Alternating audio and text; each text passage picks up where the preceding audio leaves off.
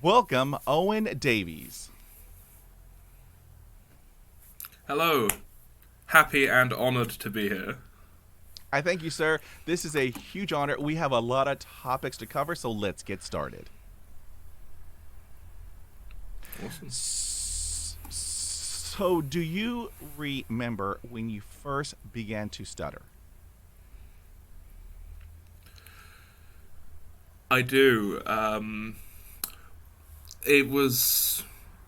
Well, I don't remember an exact age. I was young, really young. I remember even in my earliest memories that it was something I had to put up with and deal with. My first memory of it is being teased when I was only about 5 or 6. So it is something I've put up with for as long as I can remember. Does it run in your family? Are there any family members who also stutter? So in my family, the only one who I am aware of who has a stutter is my mother, and she had hers again for as long as she could remember. But as far as I'm aware, it was just me and her because my father never had one, and my younger brother never got one either. So it was just us two. Have you ever had speech therapy in school? And if you did, was it helpful? I have done speech therapy. It is something that I've attempted a few times. Once when I was, I don't know, I must have been 11 or 12. I was quite young the first time I tried it, and I I must admit that I don't remember gaining anything from it, but I think that might have been because I was so young when I tried it. Um, I had another go at the age of, I would have been about 16, and I gained a few helpful, coping mechanisms, but again, it wasn't something that at the time I'd personally thought that I'd gained anything from. It was only the most recent time that I decided, hey, I'm at university now. I've got some independence. I'm gonna have another go, and I sorted everything out myself, and I went. And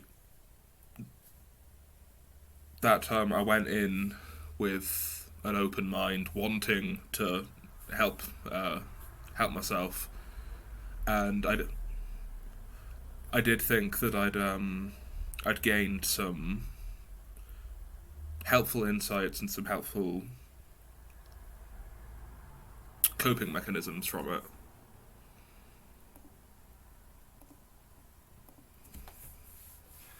So let's talk about school.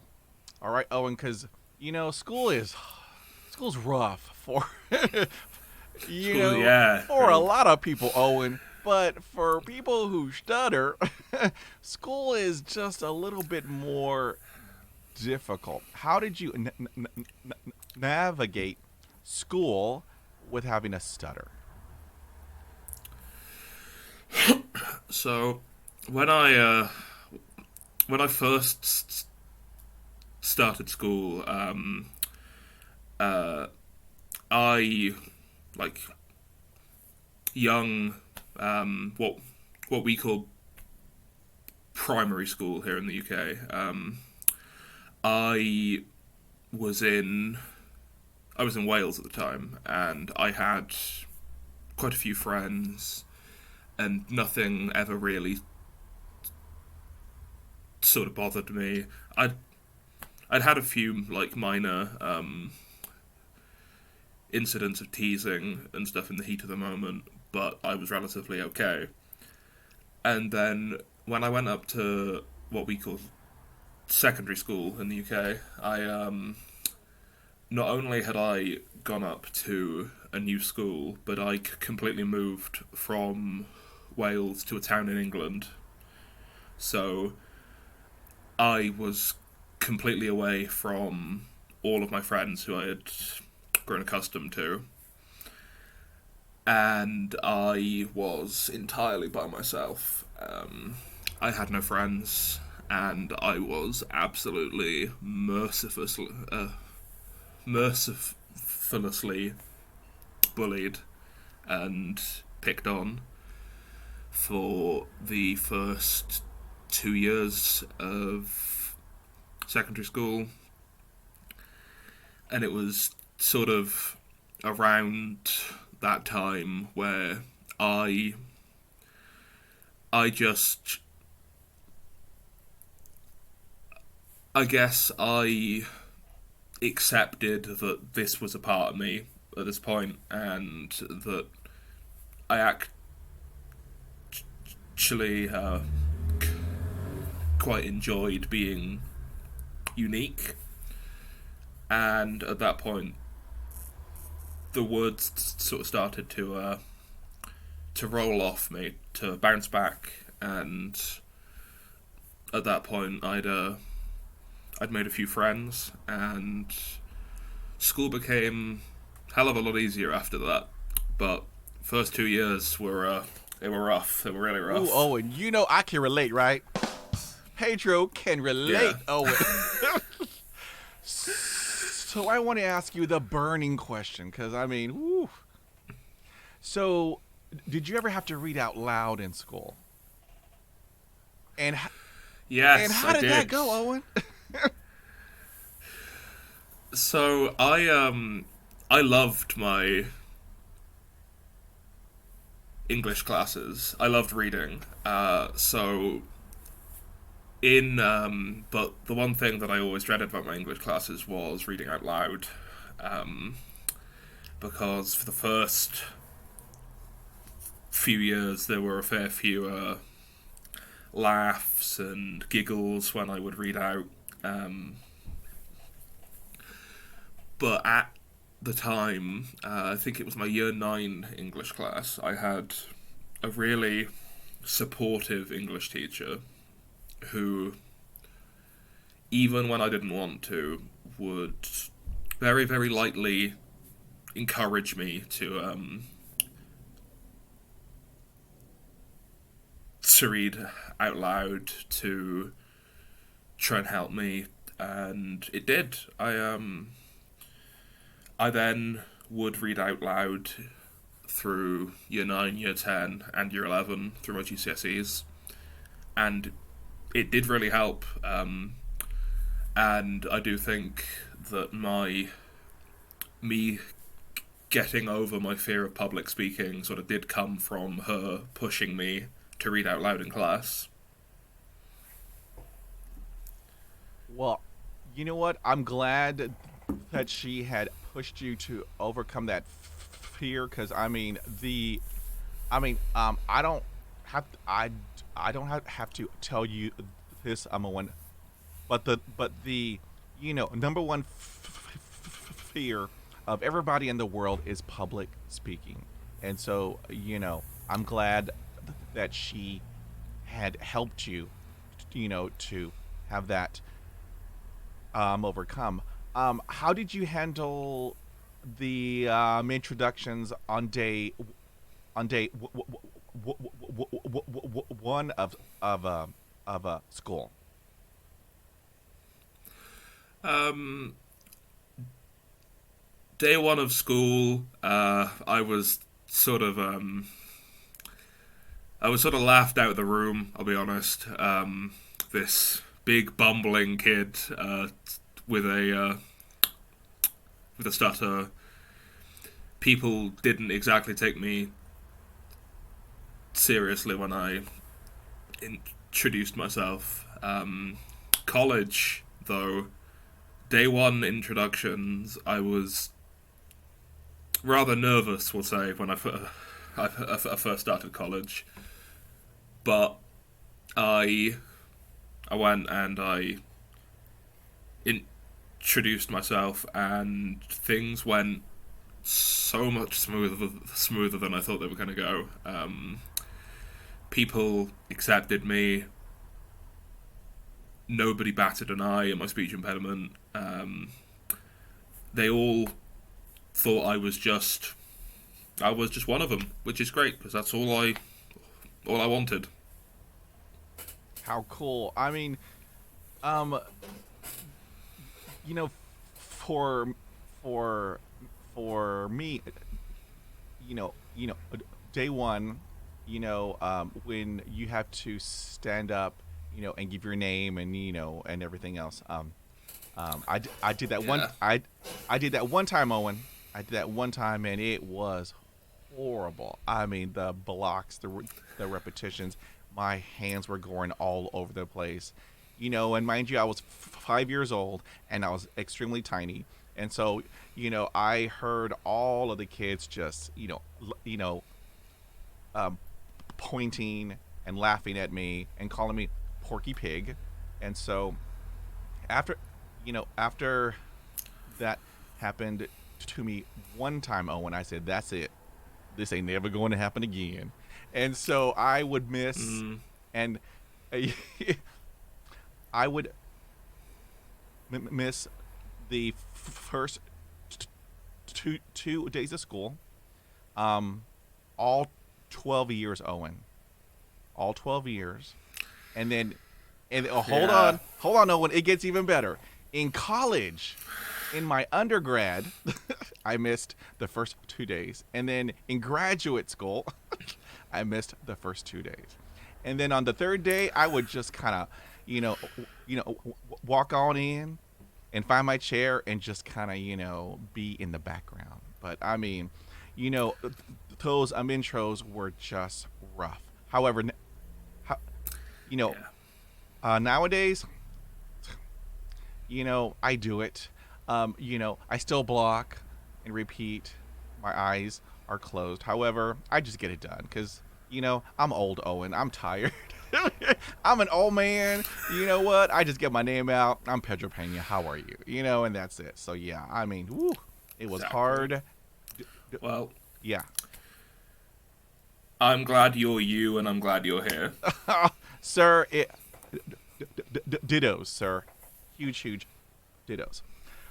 Okay, now, so do you have any advice for parents and teachers and speech therapists with regards to children who stutter?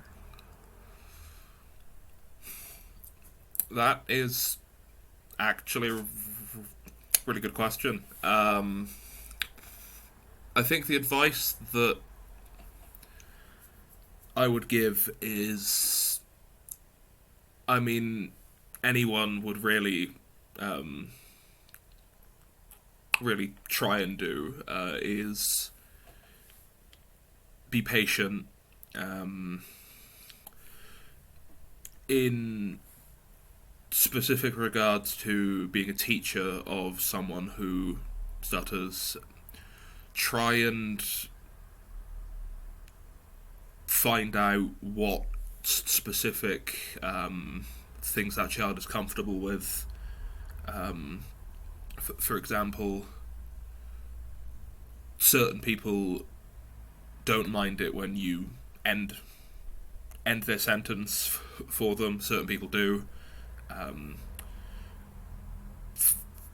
find out what they are comfortable with, so you can make adjustments based on that. Um, try and not overbear and control them, but just make sure that things sort of at school and socially are going as okay as they say they are. I know that people with stutters can try and hide the fact they're being mistreated because of it, and sometimes finding out what happened can be the parents' job.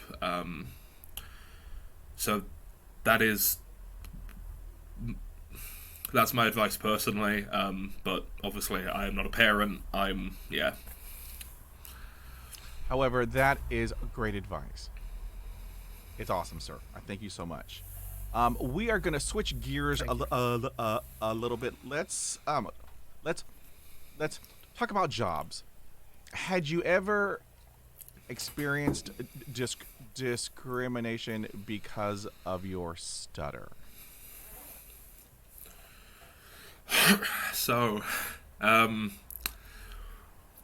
there is a back when I was oh god, I would have been 16. I applied for a job at a very large fast food chain that I won't name. But I applied to just sort of be someone who would take orders and talk to guests. I had the interview, and pretty quickly after first speaking, they cut the interview short and said that they personally didn't think I was a good fit.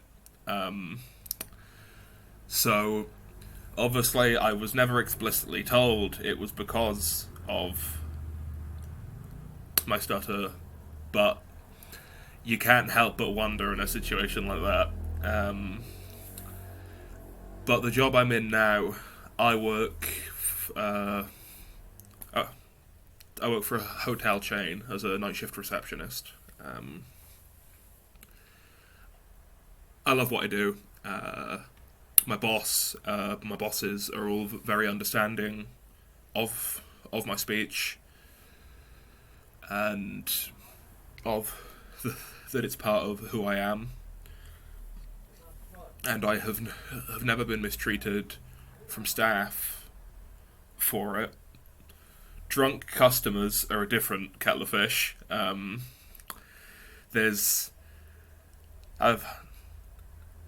I've got a fair few horror stories about some horrible customers, but my bosses have never once thought of me any different because of it. Well, I am happy that you are in a job that that values you, because I mean, ooh, Owen, I mean, I don't have to tell you, you know, I mean, for me, I can tell, if I am being, you know,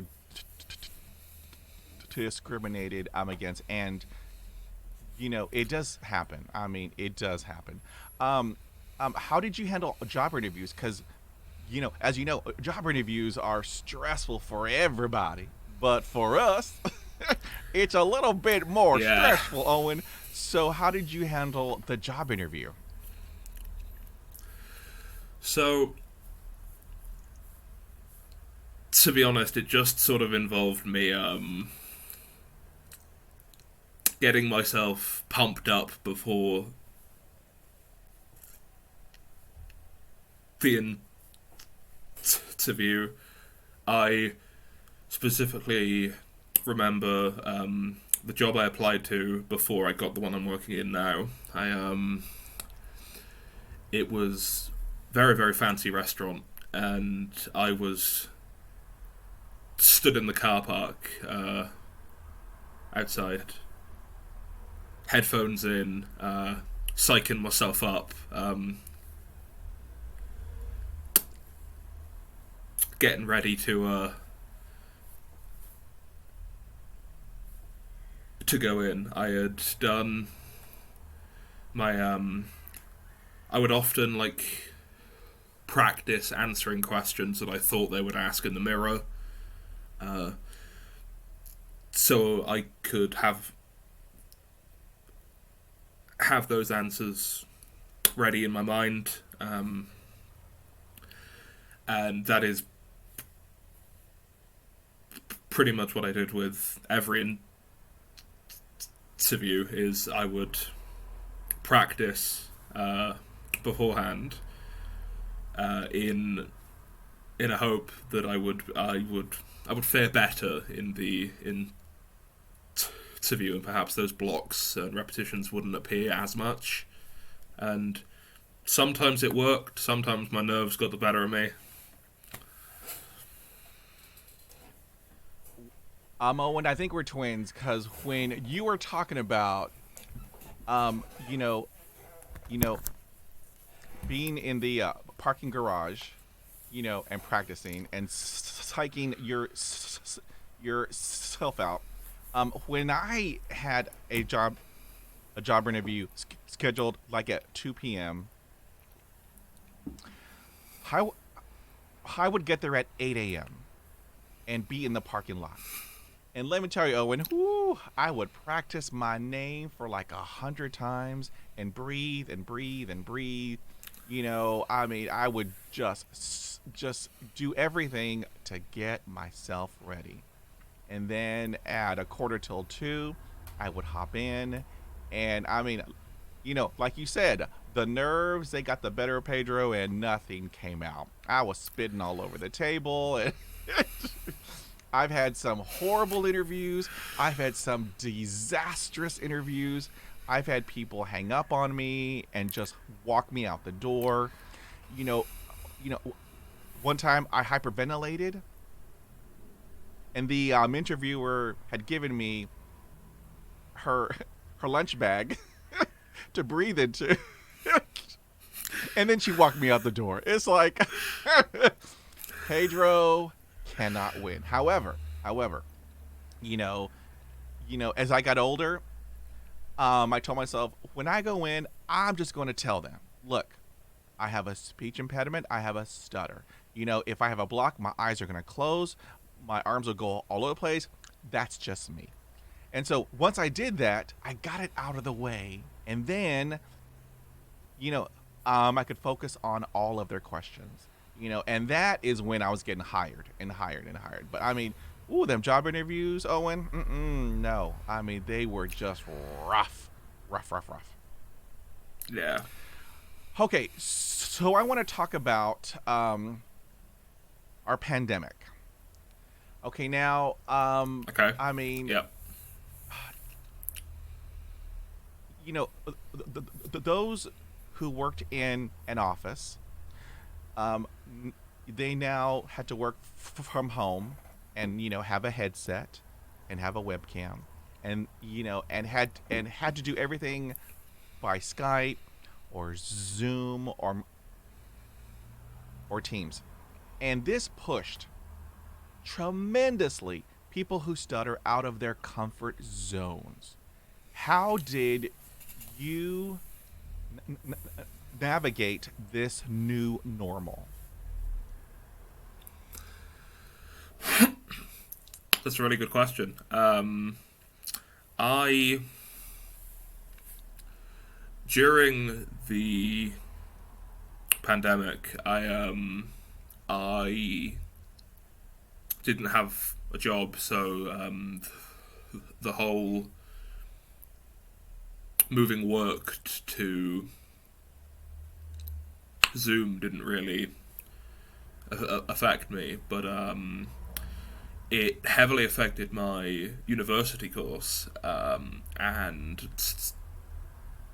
suddenly we were going from in-person lectures to online, and in those online classes I couldn't just sit there quietly with my camera off as I would have liked. They would encourage interaction and Owen, answer this one for us, and it would just be me attempting to very, very quickly overcome blocks down the mic, and I don't think I made a very good impression in the first few classes, but they it was something that I had to I did have to navigate in a few cases with certain classes. I emailed my lecturer, like, hey, I just want to let you know that I might need a bit more time to answer some questions because I have a stutter, and they were extremely receptive of that. They were happy that I'd let them know, and there were certain classes where it seemed that like nothing changed, and I would still get called on and sort of expected to answer in the same amount of time. It really did sort of push me out of my comfort zone.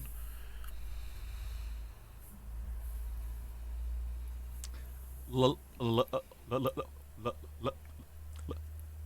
me tell you, Owen. I mean, whoo. I had to tell everybody, either on Zoom or Teams, that it is not your internet connection. Pedro is just going through a block. He's having to repeat, so it's not your internet connection, it's just Pedro. And so I am there with you, Owen. I mean, woo. I mean, it's,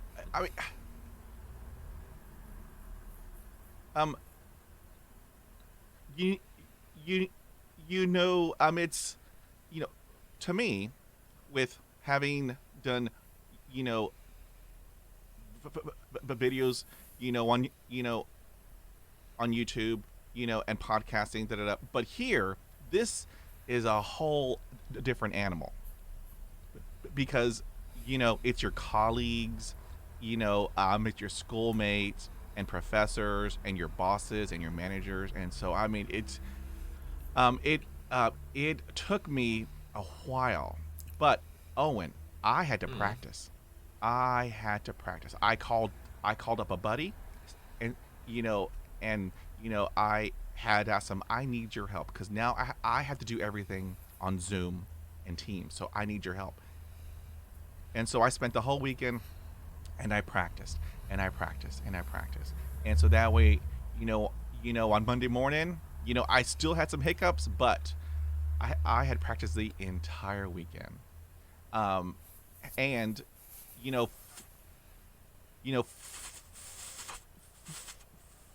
for me, each time I practice, I got just a little bit better, and just a little bit better. So, exactly. I believe in practicing, rehearsing, because, it really does work. So, I thank you, sir, for that.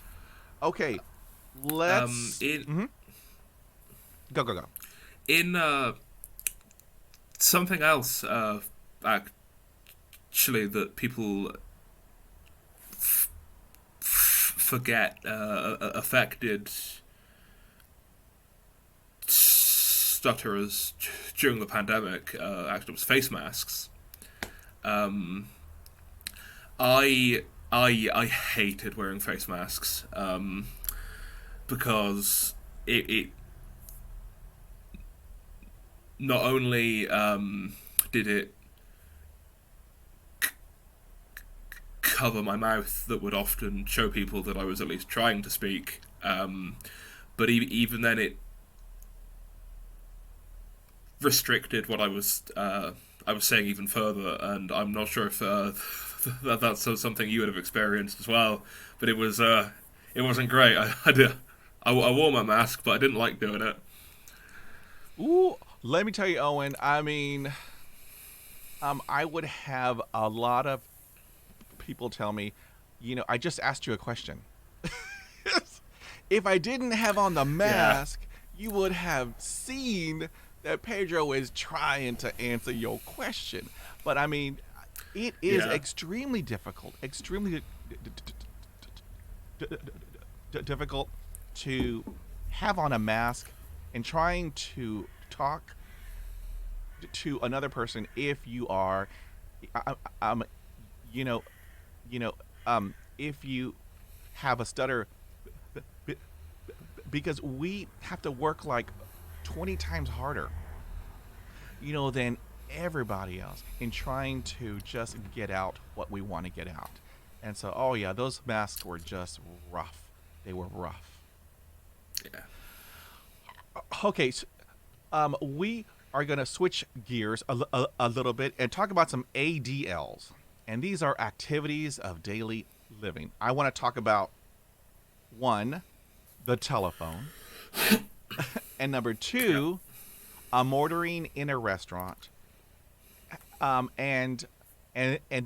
and then also number three, going through a a drive-through.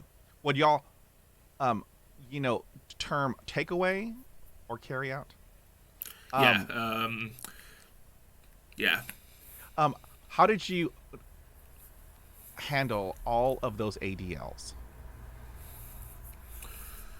Um, Talking on the phone is something that is a pretty regular part of my job. Um, Obviously, sometimes two 3 a.m. someone phones up and has a question about the hotel or about booking, and it's my job to point them in the right direction. But when I answer the phone, I have to greet them with the name of the hotel, and almost immediately there's a block, like exclusively. Um, so I have to fight my way past that every time to let them know that there is in fact someone at the other end of the phone. And obviously, a lot of the people I deal with on phones are quite drunk, so they're not very understanding of the fact that this guy is trying to talk to them. They're just being impatient. The I've only really ever had one issue with a drive-through, and it was when the person in the drive-through told me that they just couldn't understand me and asked to talk to the driver instead. Um, and that happened years ago, and honestly, it's still something I think about. It really made me feel just terrible about myself, and I thought I had made all this progress on my speech, and then in a single sentence, this drive-through woman had utterly torn it down. Um, and then, well, what was the other thing? Takeaways, answering the phone. Ordering at a restaurant. Ordering in a restaurant.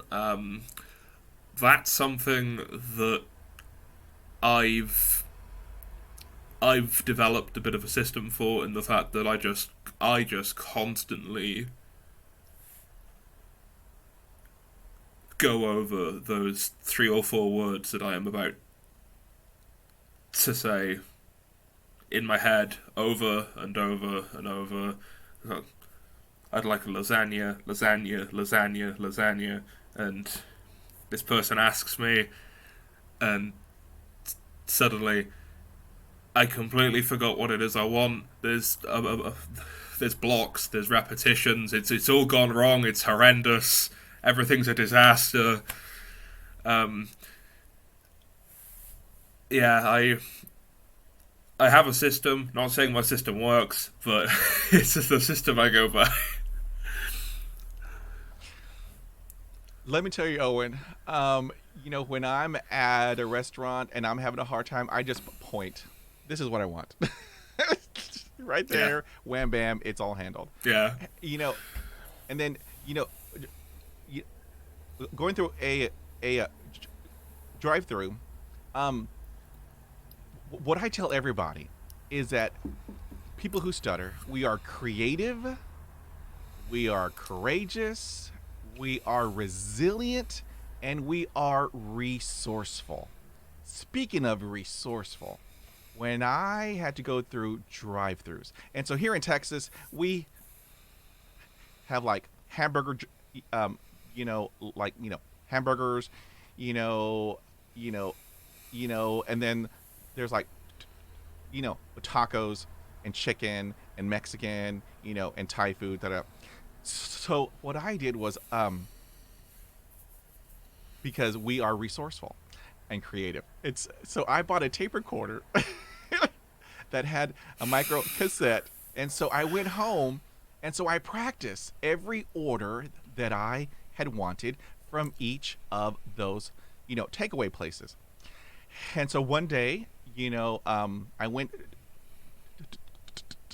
to the hamburger one, and I drove up. I said, "I got this, Owen. I got this. I am super confident. All I have to do is push play and hold out that tape recorder over to the speaker. Pedro is good." Until, Owen, the girl had asked me, may I help you? Da da da. I push play, and then I dropped it. Oh. And then and my whole world came crashing down in less than 2 seconds. And so then I opened the car door. Okay, and mind you, I have cars behind me. I pick up the tape, tape recorder. The tape had popped out, and so, I put it back in, and then I push play, and then I hold it out. And what happened? It was the order for tacos, and not hamburgers. And the girl was like, "What?" And then I try to say hamburger, like, I have a hard time with my H's. I do heavy breathing. And then she's like, I'm going to call the police. So I just drove away. And that happened, Owen, that happened over 20 years ago. 20 years ago. It's still in my head, Owen. It's still in my head. I'm trying to let it go, Owen. I'm trying to let it go. But I mean, like what you were, telling me, that one time that it happened to you, you still remember it. And so,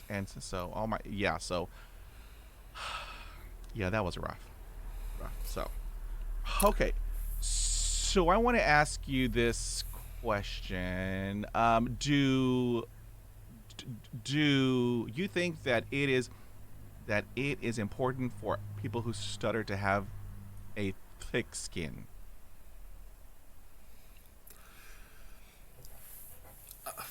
I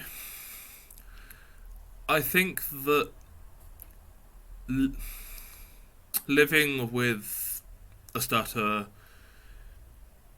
you do kind of have to develop one, because it's something that can be so prominent and impactful on a sentence, and how a conversation will go, and it's something that's so, I guess, easily identifiable, and by that case, easily mockable, and if you don't develop a thick skin, it it it really is going to bog you down, and and weigh weigh hev weigh heavily on you. Like, I think I've got a pretty thick skin with in regards to it, but even now I still think of certain comments that people had said to me, and even years later, if you do have a thick skin, it does get to you. Oh, I mean, you are correct, because I didn't have one until I turned 40 years old. Owen, the big 40, and so everything that I heard from everybody who mocked me and teased me, I took all that in, and I believed it. Because people were calling me slow, they were calling me stupid, they were telling me that I have a form of mental retardation. I'll never get a job. I'll never have a career. I'll never, get married. I mean, however, when, I got older, it just hit me. It's like, no, I'm not going to listen to anybody else, because I know that Pedro's awesome. And once I had spoken that out loud, all of the, mocking, and, teasing, it didn't really have an impact on me. However, you do have those people, and, I call them evil, who make those comments, and then, it does sting. However, it doesn't, linger on. So yeah. Okay, so I want to ask you this: what is the legal age of drinking in the UK? 18. Okay, all right. Yeah. Here in the states, it's a 21. So I want to ask you this: if you did partake, in alcohol, had you noticed a difference in your stutter?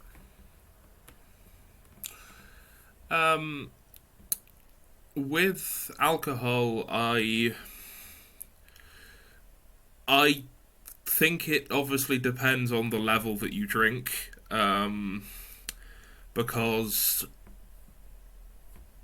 there'll come a point where well, words no longer have any meaning. But I think after a few, either it becomes less prominent, or I just notice it less. I'm honestly not sure which one it is. But after a few, it doesn't really bother me at that point. Yeah. Okay, Owen. I think we are twins, because after I have like 2 rum and cokes, okay, and that's my limit, Owen. 2 rum and cokes. I don't even hear it anymore. I don't even think I do it anymore. And so I've had a lot of people tell me, Pedro, you should drink all day. If you drink all day, you are going to be fantastic. I said, no, no, it is not a viable option for Pedro right now. And it's like, that's how addictions start. exactly. It's like no. Um, I mean, no. I can't do that. You know, however, after I've had 2 rum and cokes, I don't. I mean, I don't even hear it. I mean, I don't even, pay attention to it. I'm just having a good time. So, I was just a little, curious. How that had, an impact on on you, sir. So, okay, so I want to talk about secondaries. There are a lot of people in our community who call them crutches. However, for Pedro, it's called survival, Owen. I have to survive, so I will do whatever it takes to get the word out. Okay, now I do accents. I do a Cockney accent, Owen, but I'm not going to do it because it's I don't want you to hate me. But I mean, I do just a whole, I do a bunch of secondaries to help me, however that I can help myself to get the words out. Do you do them as well? So, I think the big thing that I do is I often find myself overemphasizing certain letters. For example, whale, whelmed.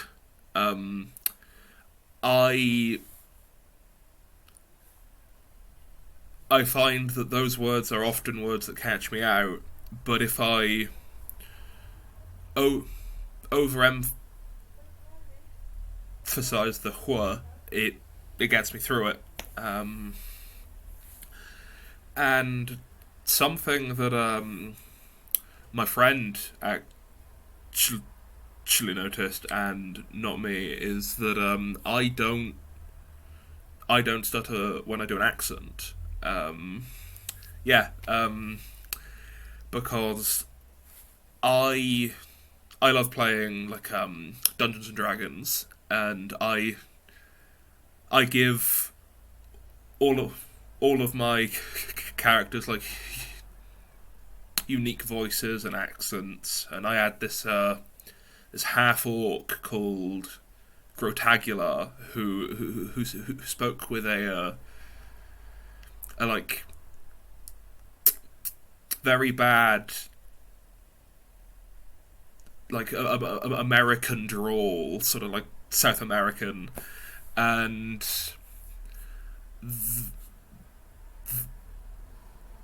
that while I was in character as Grotagular, I wouldn't stutter, and then I would drop the accent and it would come back. So I do like 100% relate, because I've been there. Ooh, let me tell you, Owen. I mean, I have a toolbox. I have it in my head, and whatever I need, I pull out of it. I mean,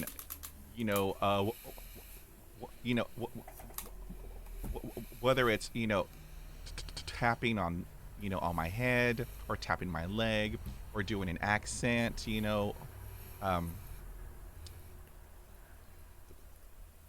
because my goal is is that it's called survival. So Pedro has to survive, and this is how he's going to do it. And so, there are a lot of people who, in our community who don't like it. However, we're all different. We're all different in our journeys. So, Precisely. okay. So, do you ever experience, phases in your speech? Um, as to where there are times when everything comes out, and there are times when nothing, comes out. Do you ever experience phases in your speech? Yes, certainly. I have, I do have what I call my bad days, and what my housemates call my worst days. When it just seems like nothing will come out. Sentences are almost impossible. It's it's like being faced with a giant wave and just utterly no way through it. Yeah, I do have these days. I I don't know why they come about. It just often seems like some days are just worse than others. Um, but I always sort of try my best to never let these days get the better of me. I I still try and carry on as normal, but some days you just can't. Like you're out and you're out somewhere, and you just find that communication at that point is no longer a viable option. Oh, Owen. I completely share that with you because, you know, the, I mean, there are days when just everything comes out, and people tell me, "You don't stutter. You're faking it." It's like, no. Why would I fake Yeah, this? Why would I fake this? Oh, you want attention? I said no. I do not want attention. It's random. It's random. It comes out whenever it wants to come out. It's if I had control, which I don't.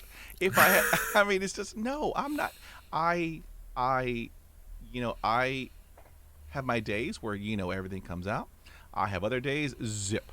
You know, nothing comes out. And it's like, okay, I just have to keep on keeping on. I never stop. I never quit. I keep on moving. Keep on moving. So here is a hot topic. We have a couple of hot topics. Now you answered this, I believe. I mean, you had hinted at it. However, I want the full answer, Owen. So here's this hot topic question. Are you ready? of course. It is Lay it on super me. hot. So hold on. All right. So here we go. So, do you let others help you finish your sentences? Dun dun dun. Um, this is a hot topic. Personally, no. I am in in in conversation. I am what I would call fiercely independent.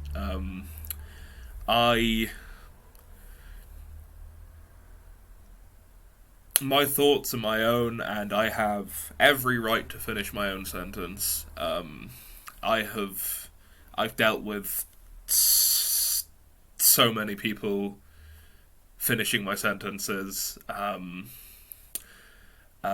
sometimes even friends, I have to remind them that, hey, I don't like this. Can you not do that? It is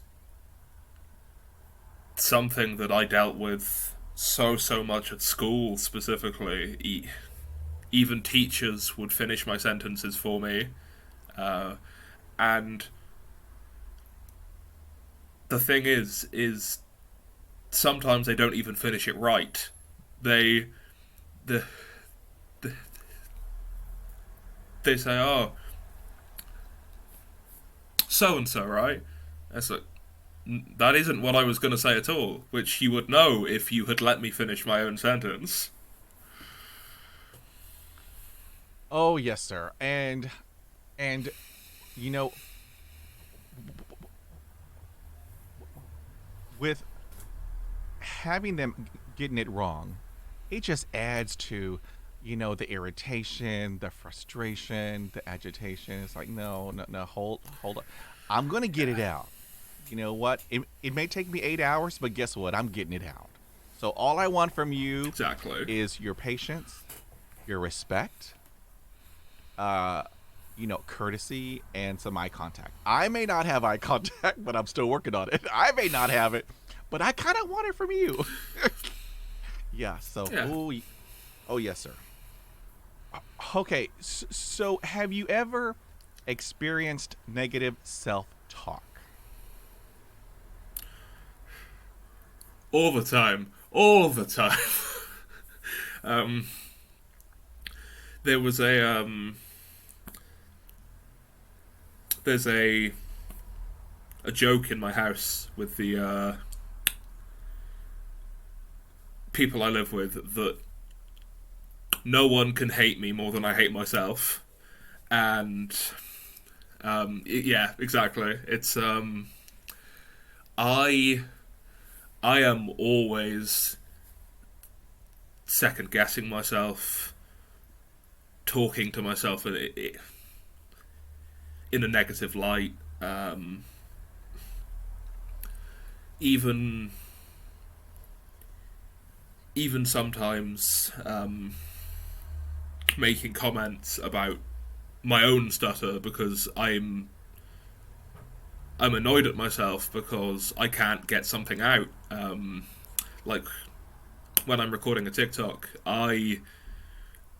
there are so many outtakes that you don't see of me having a bad block and then just ridiculing myself and mocking myself because it's what I think I deserve. It's something that I I do deal with, and it's something that I've just accepted as sort of something that comes with it. It's just part of it. Owen, I want to tell you, I've had mine since age 6. Okay, now I am now 52. Owen, I am 52. At the age of 40, I gave mine a name. I call him Oscar the Grouch. And let me tell you, Owen, Oscar, he would pop up on the daily. On the daily. You Yeah. know you can't do that. You know you can't talk. You know you can't order at a restaurant. You know you can't do this. Why are you even doing it? It's just stop. Just stop. And so I would hear him, Owen. Every day, every other hour, I would hear him and I would believe him. I would believe him. He had control over my entire life for decades. For decades. Until 40, Owen. Until I gave it a name, I took back the power. I took back control. And after I named him, when he would pop up, and believe me, he pops up. Even to this day, he pops up. I shut him down. I shut him down. I say a couple of colorful words because I am from Texas. I cannot say on this podcast because It's a family show. But I shut him down, Owen. And when he goes away, I'm going to do it. I'm going to do it. I'm going to do it. So, I mean, ooh, yeah, the struggle is real, Owen. The struggle is real. So, yeah, I am right there with you. Yeah. All right, so here's a head scratcher. So, I ask every guest, and all, and then all 120 of them. I'm so blessed. It's just awesome. So all of their answers are split right down the middle. We're all different, Owen. We're all unique. We're all different. So I want to ask you this head scratcher. So when you are alone, can you speak without stuttering?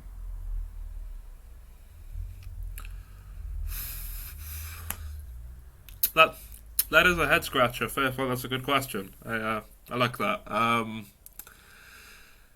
I must admit this might be a bit of a cop out answer. I don't actually know. I if I do, I don't notice it. I don't actually know, and to be fair, I do talk to myself a lot, and it's now something I'll be looking out for. But I'm sorry, yeah, I put that in your head. I apologize, Owen. I apologize. Speaking for me, and I mean, I do it. When I wake up in the morning, I talk to myself. I go over my calendar, you know, in my head, and I still block and repeat. So I mean, we're all different. We're all different. So, and so that's your homework. If you want to get back with me, accept my homework. It's all good, sir. It's all good. I appreciate you, Owen. I appreciate you. Okay. So, do you find that your stutter, gets worse if you are stressed or if you are tired? If you have, anxiety? Absolutely.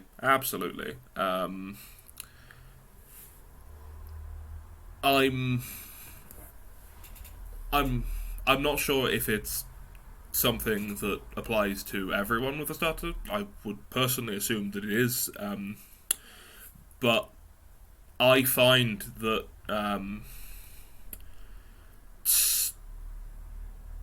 specifically anger and stress really flare it up, as I call it. Tired, not quite sure if it flares up when I'm tired, because as far as I'm concerned, I'm tired all the time anyway. But no, it is something that I often find, like when I'm stressed out at work, it does get the better of me. It does increase tenfold, and oftentimes then I'm even more stressed out that it's flared up, so it gets even worse, and it's just a continuous cycle then of a series of worse and worse blocks and repetitions that I've just got to wait for myself to calm down to overcome. Do you find yourself at the end of the day completely exhausted and drained because of the stuttering? All the time. Absolutely all the time, every day. Yes, so I'm Owen. I mean, I don't have to tell you, but when I wake up in the morning until I come home, you know, and put my head on my pillow, I am exhausted because all day long I blocked and repeated. All of my organs are tense all day long, all day long. I'm breathing, I'm doing my positive affirmations. I do all that. And then at the end of the day, I have nothing for anyone else, Owen. Nothing. I want to, I want to Yeah. sit in the silence. I want to enjoy the silence, you know,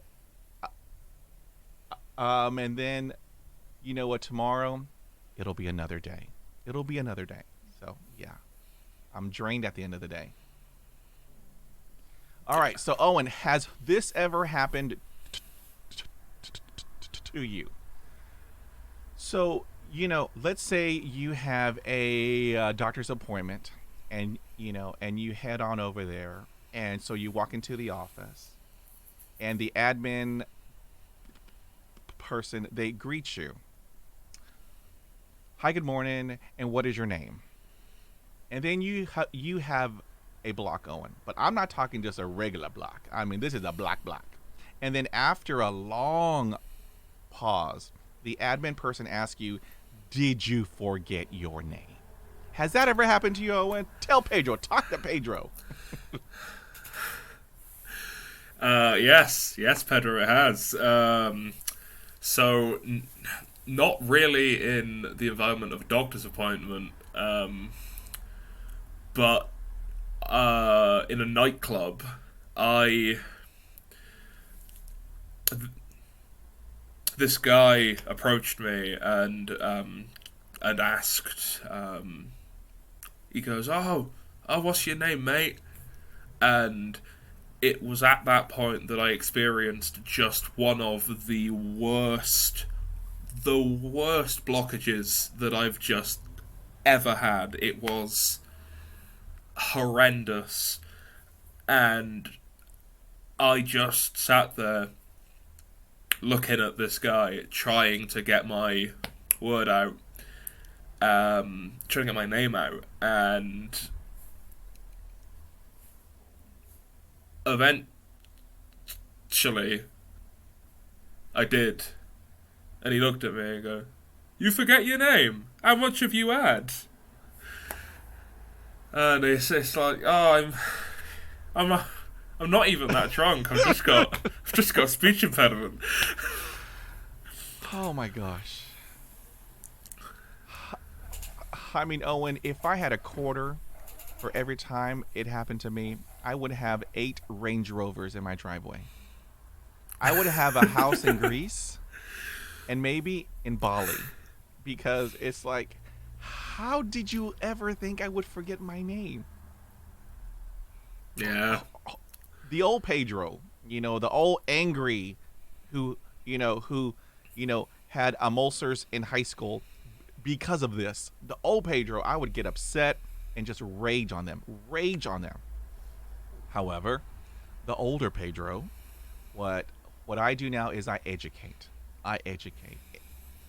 And so that way, for the next time that they have a person in front of them that has a speech impediment, that person, they will be more open and respectful and courteous and professional.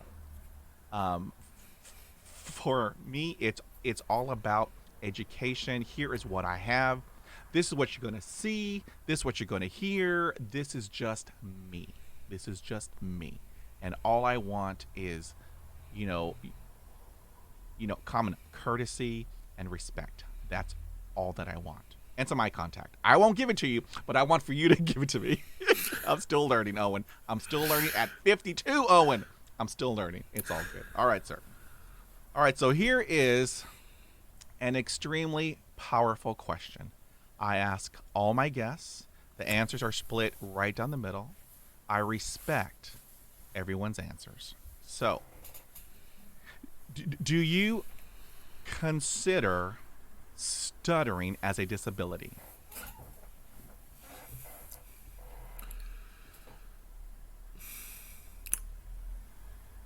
That's a that's a big question. That's a really big question. Yes, yeah, I would say that I do. It it's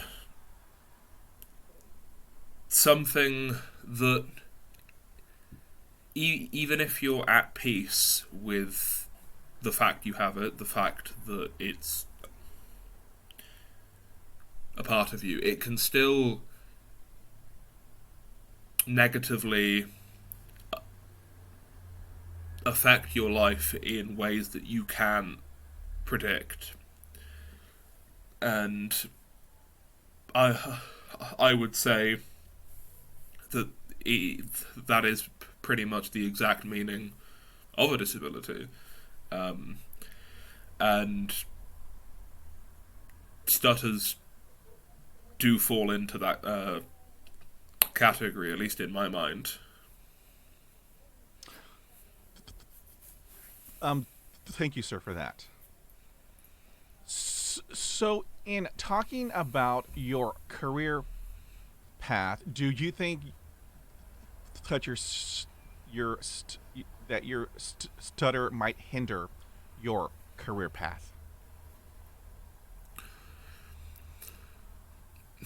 That's an answer that I constantly go back and forth on. I want to be a journalist. That is awesome. And thank you. Um, I I see all these news stories about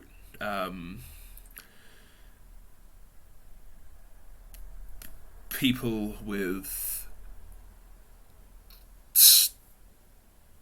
stutters becoming like big, well-known actors, and that this actor was a stutterer growing up, and this actress, and so on and so forth. And then when you get to journalism, the news stories that you usually end up seeing are things like journalists mocked for speech impediment online, and journalists heckled for stutter. And it's when I see the headlines like that that it does make me second guess my career choice, and perhaps rethink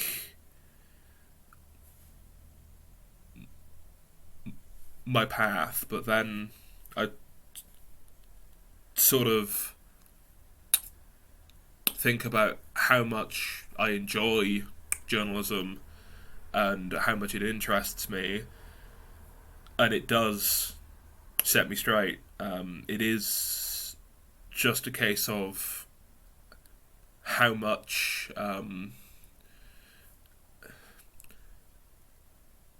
my passion for my career can outweigh all of the negativity that you see. Let me tell you, Owen, I want to see you out there. I want to see you out there as a journalist. Oh my gosh. I mean, I don't know. I have goosebumps. I have goosebumps. Um, if that is your passion, go for it. 100%. Don't care what because, um, my, you know, um, grandma, she had some great advice. Great advice. Here's what she said. And she country. She country. She from back in the country. People are gonna talk about you from the day that that you are born until the day that you die. Why expend all your energy on what other people are talking about you? Why? Let it go. Let it go. They're talking about you, and that means you must be important. So, I mean, I will have it put out there in the universe, Owen. You are going to be an amazing, outstanding journalist, because what I tell everybody, you want us on your team. You want to hire us. Exactly. We are resourceful, creative, courageous, resilient, and we work 100 times harder than anybody else. Anybody else. And oh man, Owen, I mean, I got some serious goosebumps happening, sir. So let's move on, because I see nothing but success in your future, sir. Oh my gosh. Okay. All right. So here's another hot topic. Woo! We got another hot topic. Hold on. It's burning my hands. Hold on. All right. So here we go. Here we go, Owen. So let's talk about dating. Okay. As you know, dating is, a little hard for everybody. However, if you have a stutter, it's like a million times more difficult. How do you navigate dating with having a stutter? Yeah, that's yeah, it is hot topic. This one, it is something that that affects That's why I'm us. here, Owen, to ask the difficult questions. I'm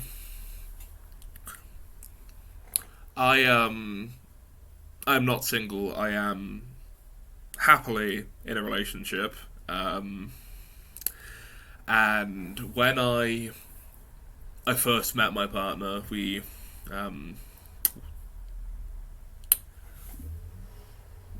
met how a lot of modern couples do nowadays through the world of online dating, and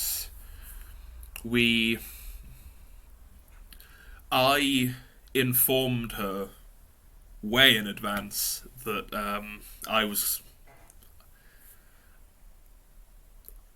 I had a stutter, and look, it's a first date. I'm gonna be nervous. It might kick up a little bit, but I met them, and it went just so well. They were so understanding about it. I can't say that every first date I ever had was that understanding of it, but it worked out, and I am a very, very lucky man, let me tell you. How cool. Awesome, awesome, awesome, Owen. That is awesome. I mean,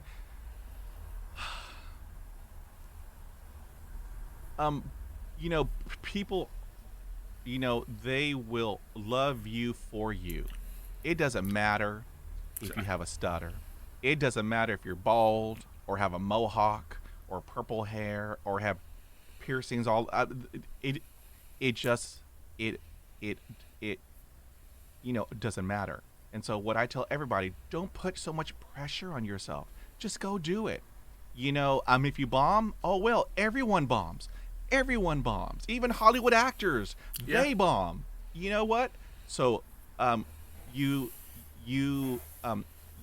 don't quit, and then you just go and try again and try again and try again. So, I mean, yeah. So, I am happy for you, Owen. Awesome, awesome, awesome. Thank you. Okay, so what do you think about all this new technology? We have Google Home, we have Siri, and we have Alexa. Do you think all this new AI technology is helpful or hurtful for people who stutter? So, I have a Google Home. I think it's great. I love it. I mean, personally, for me, it is pretty much just a glorified speaker and newsreader, but it understands me okay-ish. I've never really had much of a problem with it. I do think, though, that a lot of these devices could benefit from having like a stutter mode where it will specifically detect if the user has a stutter, so it can better adapt. The fact that these devices don't have a mode like this sort of means that we're not speaking loud enough. We've got to get our voices heard more, because I know other people with stutters who hate things like this because it just won't pick their voice up, and they want to use them, they want to buy them, but there's just in their mind there's no point because it won't work for them. And we've got to keep shouting and tweeting and talking about topics like this until these devices are accessible for everyone, and I do mean everyone. Well, Owen, I have some really good news for you. I have participated in two college research studies regarding, the Google Home, the Siri, and the Alexa, and they are creating a new algorithm to help people who stutter, because I have a hard time with all of them. They don't give you enough time to respond. They only give you like a second, and I mean, for Pedro, I need like half an hour to just breathe. And when they only give you a second to respond, it's like, I'm sorry, I didn't hear that. And then I try again, and yeah, it's frustrating. It's frustrating. However, there is hope down the road, so I am extremely happy about that. So yeah, it's all good. As am I. That's fantastic news. Okay, so what is a challenge speech-wise that you had to overcome, and how did you do it? A challenge that I have faced speech-wise is, I think it was starting my TikTok, actually. I had always wanted to make things and talk about the things I'm passionate about, like comic books and all these things, but I'd never had that courage to do so. I'd always been too scared that the negativity would outweigh the positivity, and with a lot of pushing from housemates and gentle encouragement, and even some practicing in the mirror about certain topics, I overcame that massive wall, and I love it. I wouldn't have it any other way, and it has led me to some fantastic opportunities, like being here, for example. Awesome, sir. Awesome. Woo! All right. So here is another one of those questions. It's kind of deep. However, I respect everyone's answer. So here it is. Do you think that it's okay to stutter, or is it important to keep chasing the fluency gods? Ooh, yikes! That is a big question. That's why I'm here, Owen. Asking The the big big ones. ones, Asking yes, the big sir. ones. I think it is perfectly okay to stutter. I think 100% fluency is something that it to some people it would be considered a utopia, where everyone speaks perfectly and that's fine. But in my opinion, that world just sounds a little bit boring. Like,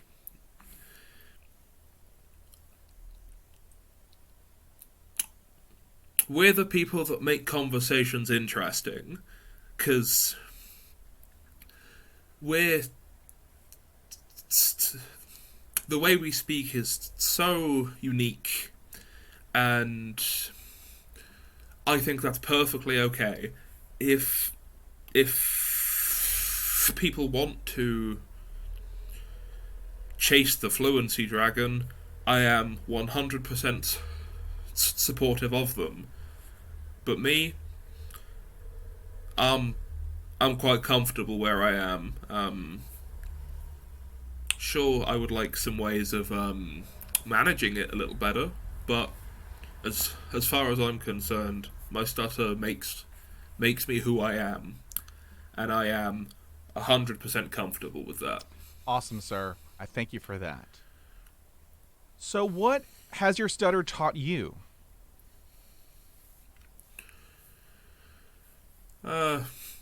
Patience. um, it's taught me to be more mindful of others in conversations. You never know if the person you're talking to might be dealing with a stutter or another type of speech impediment. But yeah, a big one is patience, and a big one is kindness.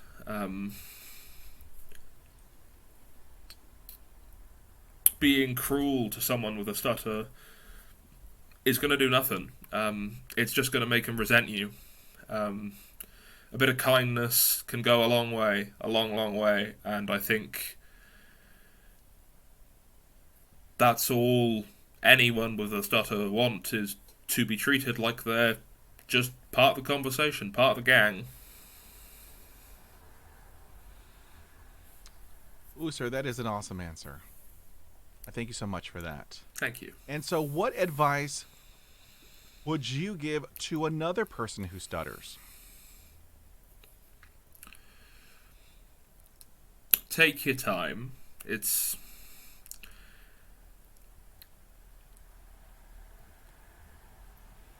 keep saying what you're going to say. What you have to say is just as important as what anyone else does. Your voice is just as important as anyone else's. Keep it up. You're doing a great job. That's awesome, sir. Whew, man. Okay. Ooh, I got more goosebumps. All right, so here is our last question, and it's a doozy. It's a big one. It's a big one. So here we go. Big one. So if you had the opportunity to give insight about stuttering on the world stage, what message would you convey? Oh, blimey. I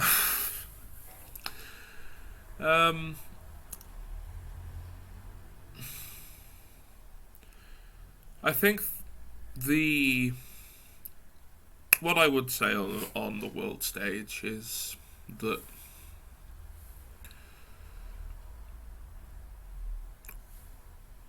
we doubt ourselves enough.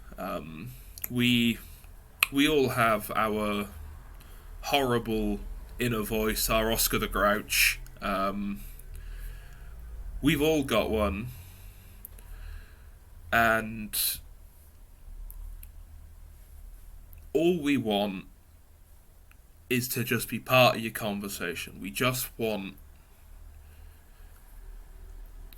to be properly represented. We want to be properly accepted, and we just want to talk with you guys. Show a bit of kindness, show a bit of patience, and just get to know us. Ooh, Owen. Owen, let me tell you. That was awesome. And so, Thank you. you know, I wanted to just tell you, Owen, thank you. This has been a huge honor. I mean, you are just awesome. I want to thank you for sharing your story, because I believe there's healing in sharing. And so, I want to tell you, thank you. You are a huge inspiration for all. And so this has been just the best conversation. I want to thank you for that. I am honoured to have been here. I have had a fantastic time, and you are doing this world a favour by doing this podcast. Ooh, sir. Thank you so much. Okay, now, my podcast is in 61 countries on 6 continents. My goal is at one person in Antarctica. It is still my goal. However, if any one of my amazing global listeners want to reach out to you, what would be the best way?